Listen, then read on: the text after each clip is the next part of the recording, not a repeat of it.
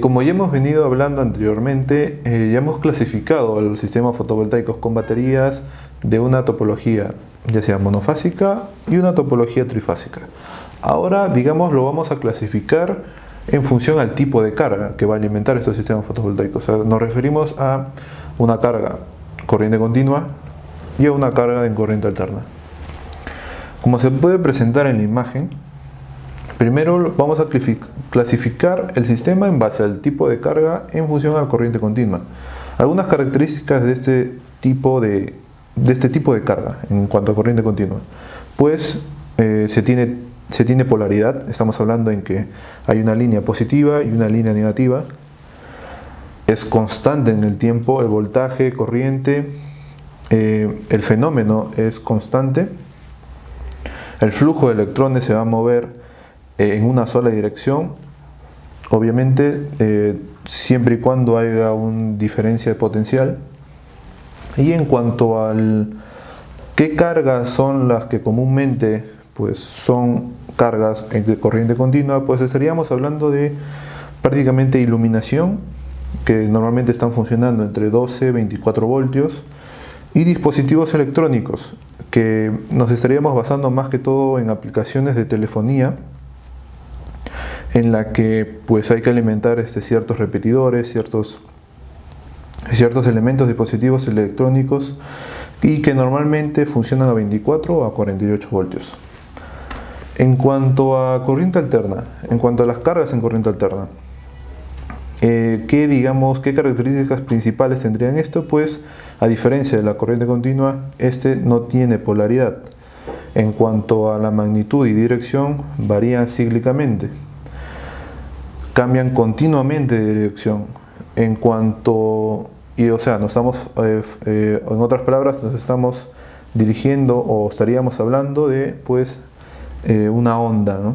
En este caso, respecto a estas ondas, lo vamos a ver un poco en cuanto a la elección del inversor, y nos daremos cuenta por ese lado en que normalmente pues el inversor va a tener ciertos tipos de ondas, ¿no? Estaríamos hablando de una onda cuadrada, de ahí pasaremos a una onda modificada y finalmente a una onda sinusoidal pura, que es, digamos, el sistema o el inversor de off-grid en este caso, que sería lo más eficiente para estos tipos de soluciones.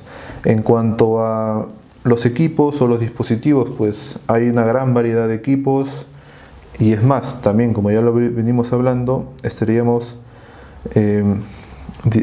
teniendo cargas tanto monofásicas y tanto trifásicas. Ahora bien, hay que saber muy bien a qué tipo de tensión estamos trabajando. En la trifásica hay que entender que hay distintas tensiones. Estaríamos hablando de, por ejemplo, un trifásico en triángulo, en otras palabras, de tensión de 220, trifásico, la 380 o comúnmente la de tipo estrella, en la que es un trifásico de 380 voltios, en la cual una distinción entre ambas tensiones es que una no tiene neutro, tiene las tres líneas sin neutro, y el otro tiene tres líneas con neutro. Y es más, no son las únicas tensiones en trifásico, va a depender de cada país la tensión en la cual pues son las más usadas. Y finalmente, como se puede observar en la imagen también, un sistema fotovoltaico se va a adecuar al tipo de carga. A su vez también vamos a elegir ciertos dispositivos electrónicos, en la que por un lado se alimentará directamente a cargas de corriente continua, como por ejemplo, como se ve en la imagen, luminarias, y por un lado cargas en corriente alterna, que como se puede observar son en su totalidad en esos tipos de cargas pues de manera muy variada. Y obviamente aquí nos tenemos que asegurar, más que todo, seleccionar el equipo correspondiente para ambos tipos de carga.